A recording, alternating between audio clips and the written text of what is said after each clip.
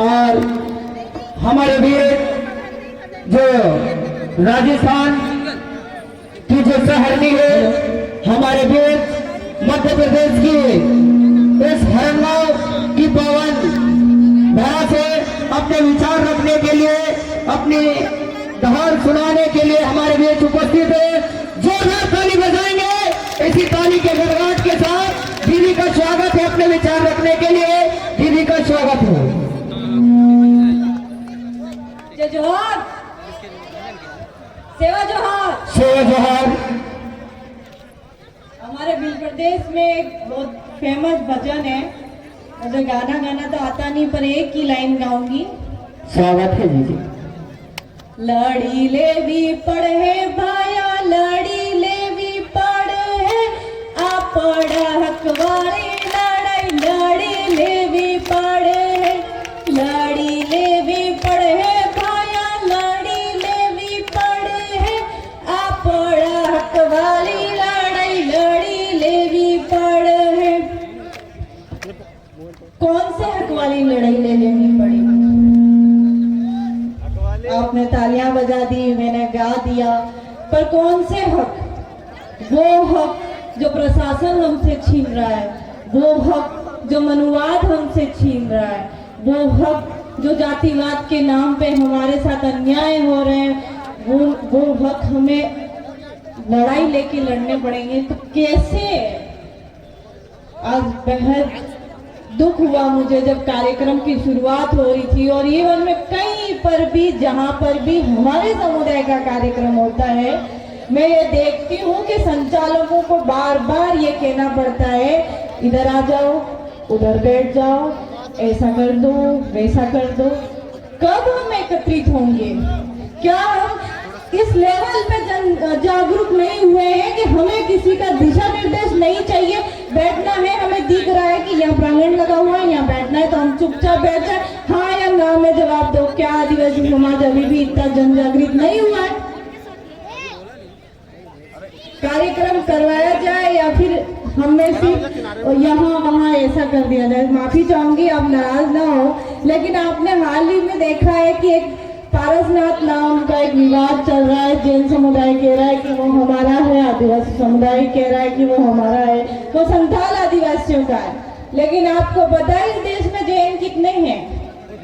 Total जनसंख्या के 1% के आधे का भी कम, 0.37। जो समुदाय इस देश में 0.5% भी नहीं है, उन लोगों ने पूरा देश एक ऐसे स्थान के लिए जाम किया जो स्थान उनका है ही नहीं। वो कितने संगठित होंगे?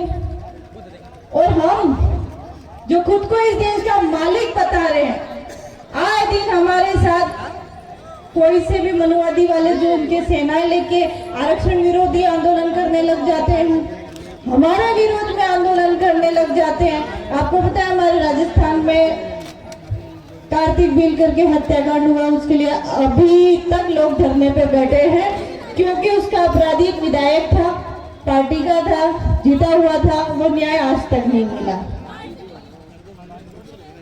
ये वाली लड़ाई हमें लड़नी है। कब तक हम सिर्फ उनके पार्टियों वाली दलियां उठाते रहेंगे, उनके धर्मों वाले झंडे उठाते रहेंगे?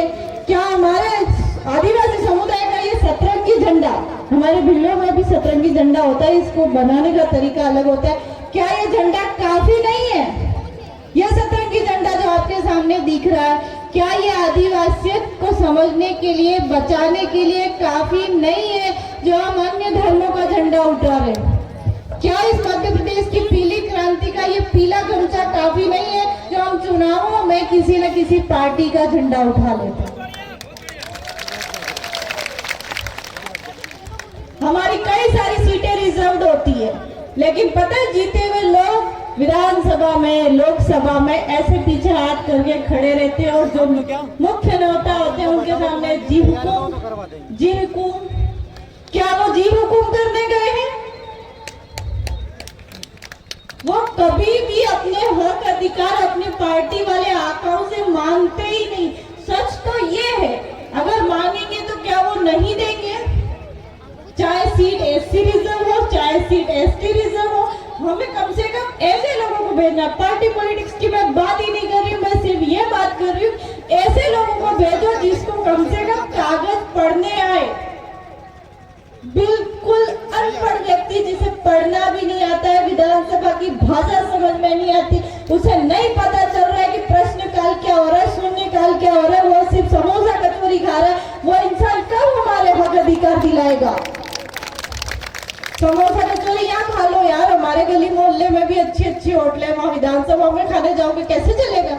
ये सिर्फ मध्य प्रदेश की बात नहीं है, पूरे देश में जहाँ जहाँ हमारी ST/SC की सीटें रिजर्व है और वो पार्टियां तो चाहती है कि उनके गुलामों को आगे किया जाए, तो हमें ऐसा नहीं करना है। और सबसे बड़ा सुझाव मैं ये देना चाहती हूँ मेरी तरफ से, आज 5-6 मूर्तियां हमारे एक ही जगह पे एक साथ लगाई गई, इससे बड़ा गौरवान्वित दिन पूरे आदिवासियों के लिए नहीं हो सकता था। इस दिन मैं आप सबको ये कहना चाहती हूँ और बढ़िया हो जाए किस तरफ है उनके लिए ये शॉकिंग होना चाहिए जब चुनाव रिजल्ट है। लेकिन पता क्या होता है, मैं कई लोगों के साथ उठती बैठती हूँ तो ऐसे चर्चाएं करते हैं, वो वाला खातेगांव का जो कन्नौज वाला बेल्ट है ना, वहां तो पक्का ही बीजेपी आएगी, अपन को कुछ करना ही नहीं।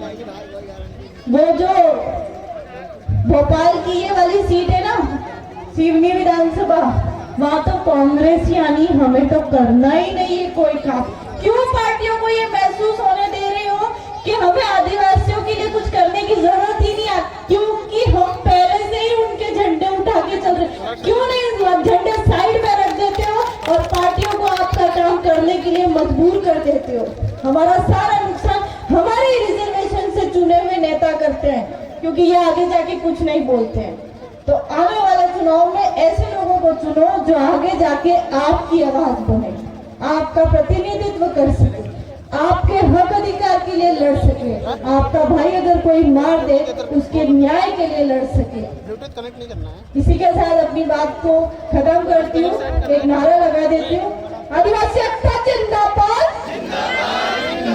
आदिवासी एकता जिंदाबाद, जिंदाबाद जिंदाबाद। जय जोहर का नारा है, ये भारत देश हमारा